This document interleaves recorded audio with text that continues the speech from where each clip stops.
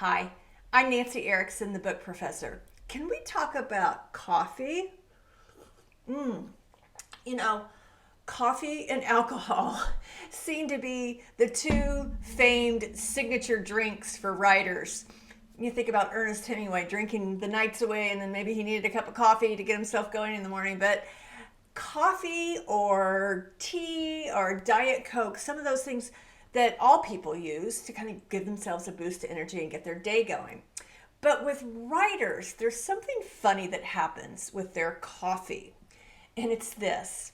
Before they sit down to write, and this is a lot of people, before people sit down to write, they're like, okay, I got to get everything perfect. I got to get my desk all cleared off, and the dog has to go out, and I have to fold the laundry, and I have to finish making these 3 calls or check my calendar, and then of course my coffee has to be right at the right temperature before they sit down to write. And that's just a bunch of stalling.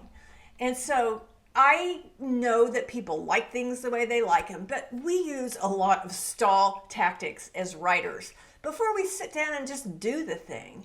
And I think part of it is that we like elevate this thing in our mind, like I'm writing, like it's a big, hairy deal. And it's not. When you sit down to write your book, just sit down and write it. I advocate for having a very comprehensive plan before you sit down to write, but just do it. It's not that big a deal. And we pump these things up in our minds like, I don't know.